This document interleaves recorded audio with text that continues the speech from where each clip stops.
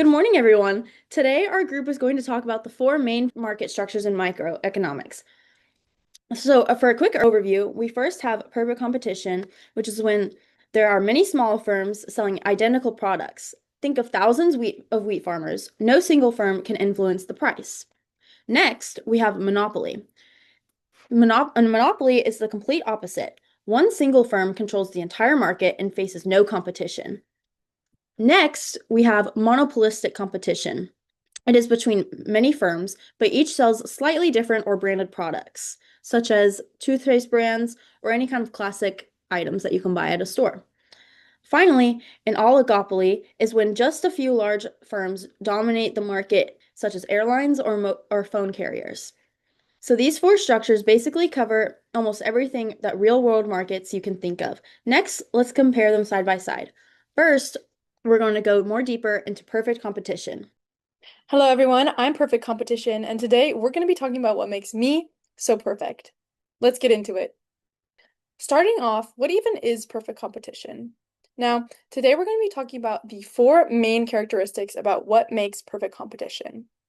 Starting off, there are tons of sellers and buyers, meaning that there are so many people selling the same exact thing that no one is special enough to boss everyone else around or be the head standout product on the market. Second, all products are the exact same. They are all identical, and everything sold are basically twins, meaning that there are zero difference, and there are no such thing as limited edition special products here. Third, it's very easy to enter or leave the market, meaning that you don't need any crazy startup costs or entrepreneurial investments. No one has any exclusive memberships like they would to a gym or a club. Simply anyone can join.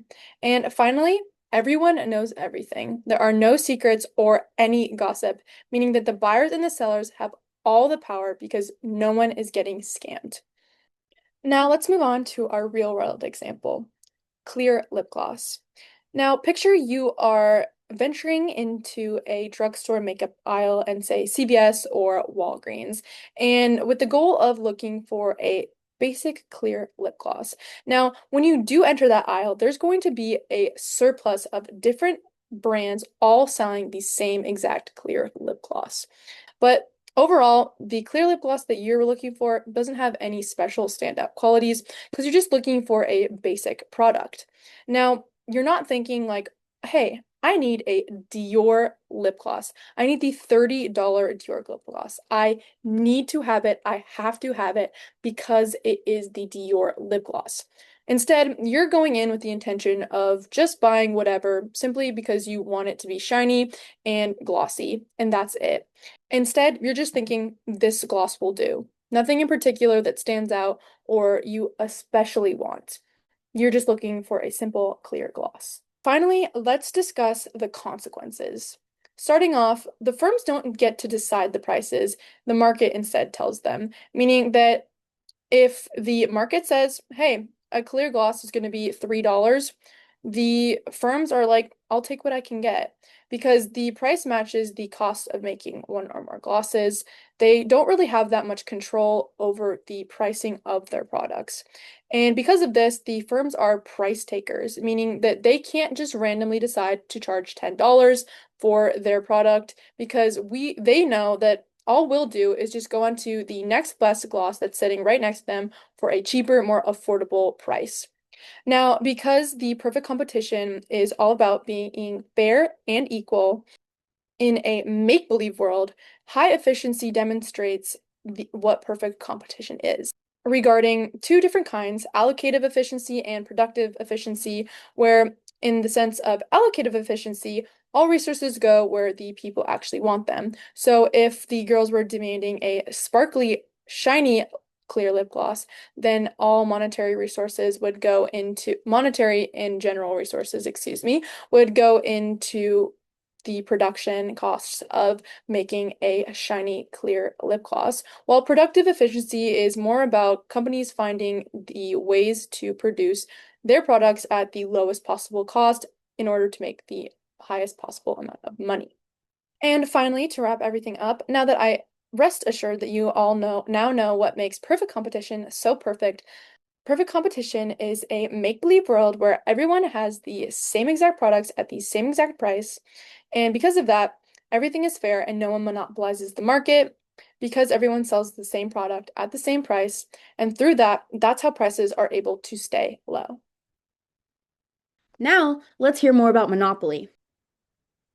Welcome to the Monopoly Show, where everything is about me, myself, and I. I Monopoly am a theory of market structure based on three assumptions.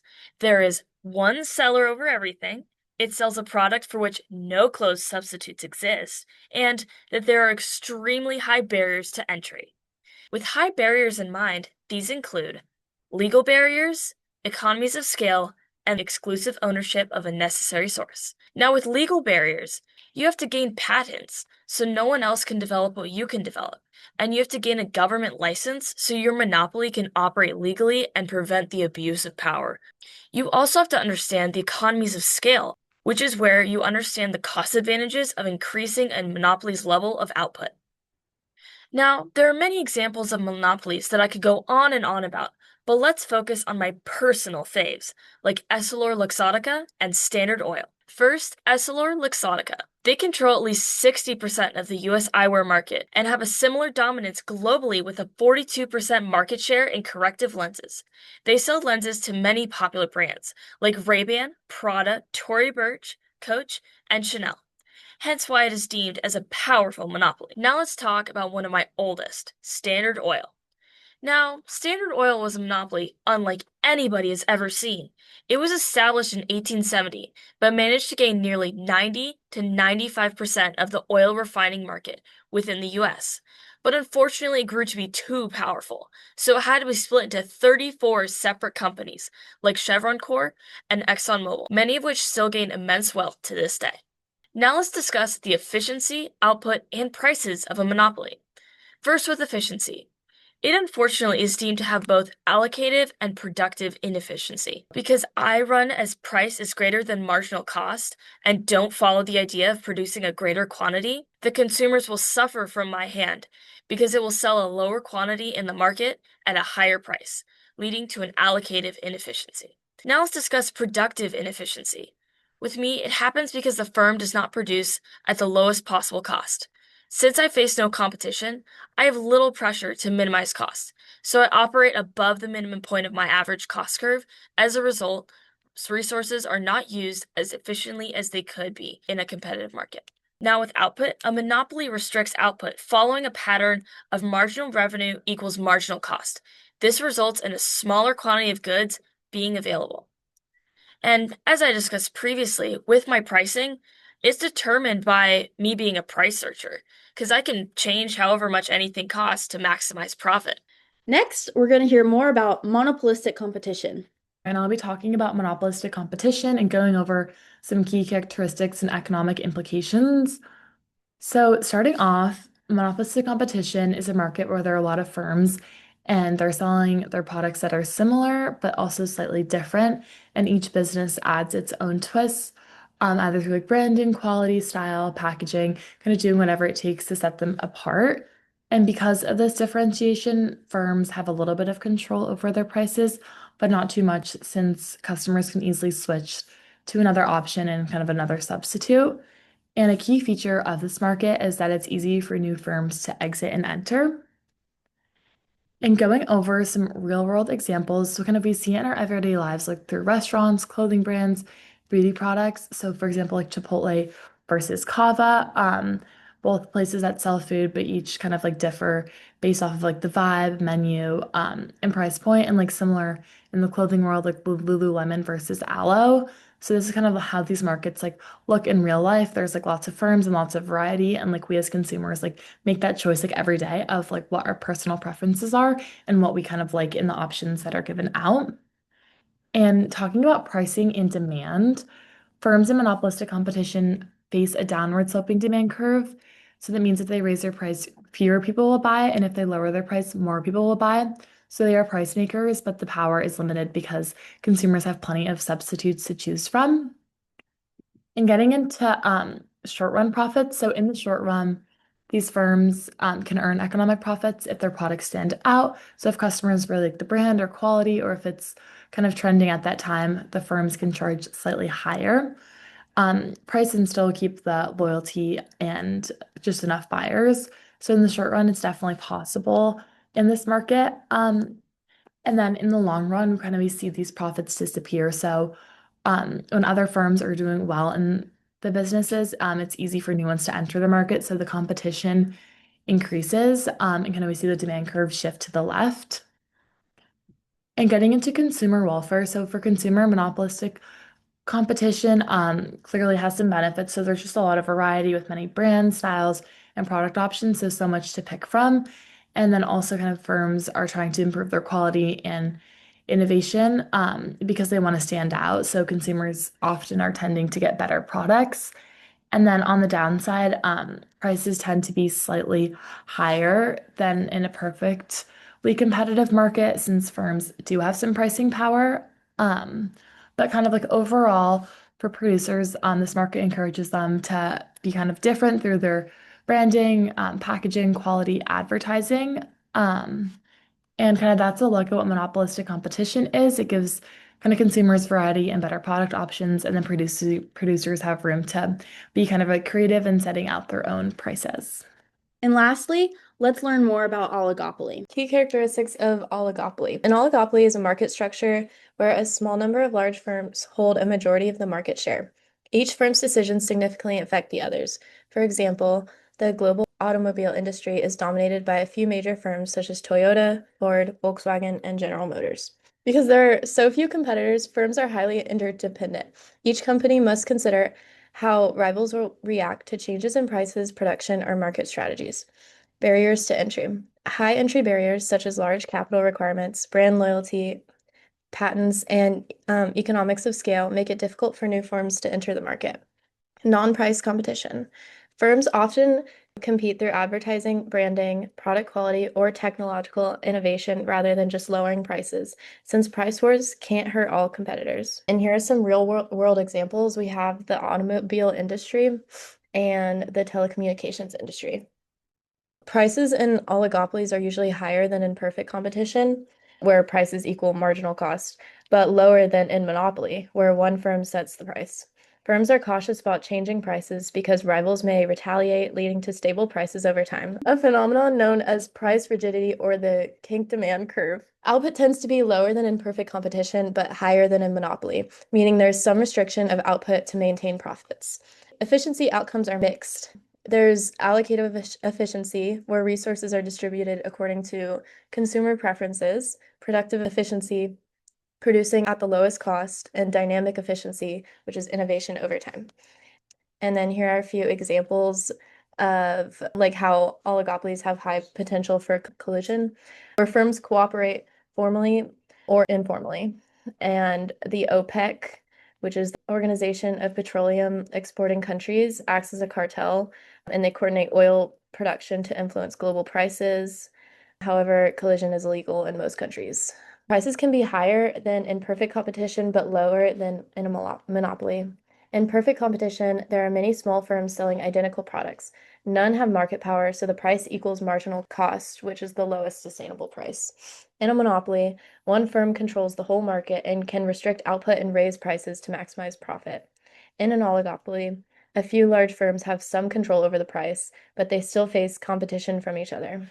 And an example of that is the US airline industry. Like Delta, United, and American, they often match each other's prices. Airfares are higher than they would be in a perfectly competitive market, but lower than if only one airline dominated all routes. Mixed efficiency outcomes. Oligopolies can lead to different efficiency outcomes depending on how firms behave. If they compete strongly, they try to cut costs and innovate, improving productive efficiency, which is producing at the lowest cost. Consumers benefit from better products and sometimes lower prices. The market may get closer to an allocative efficiency where prices reflect consumer preferences. If firms collude or act like a monopoly, they restrict output and raise prices, leading to allocative efficiency, which is when the price is higher than the marginal cost. Firms may feel less pressure to reduce costs or innovate, causing productive inefficiency, and resources are not used in the most societal beneficial way. And then dynamic efficiency, which is long-term innovation. Large firms often have enough profits and resources to invest in research and development. This can lead to technological innovation and improve products over time. Now let's compare them. So here's a quick side by side. Perfect competition has tons of firms and identical products. Firms are price takers and they have to accept the market price, and in the long run, price equals marginal cost. This is the most efficient structure. Lowest possible prices and highest output and resources are allocated perfectly. Real life example is like agriculture. Monopoly is one firm, so there's no close substitutes. The firm is a price maker and it can set price above marginal cost, and this results into higher prices in lower quantity, which is deadweight loss. Monopolistic competition has many firms, but products are differentiated, kind of like shoe brands. Firms have some pricing power because of the brand loyalty, and in the long run, they make zero economic profit, but they don't produce at the lowest possible cost. Oligopoly has just a few big players and high barriers to entry. Firms are highly interdependent. What one does affects the others. They might compete aggressively, which is good for consumers, or collude and act like a monopoly, which is bad for the consumers. They efficiently really depends on how they behave. So a quick ranking from the customer's point of view would be prices are lowest in perfect competition and highest in monopoly. And only perfect competition is truly efficient in the long run. So basically, the more competition there is, the better it tends to be for consumers and society. So to wrap this all up, perfect competition gives us the best possible outcome in theory. Prices reflect true costs and output is maximized, and consumers get the most value. Monopolies do the opposite, and they restrict output and raise prices. Monopolistic competition is a nice middle ground. We get lots of variety and innovation, but we pay a little extra and there's some inefficiency. Oligopolies are a wild card. Intense competition between a few giant producers can keep prices reasonable and drive innovation, but they start to collude and it can be bad as monopoly. So why does this all matter? Understanding these structures help us analyze real industries, spot when markets aren't working well, and design better policies, whether it's breaking up monopolies, preventing collusion, or just letting the competitions do its thing. So that's all we have for you today. Thank you so much.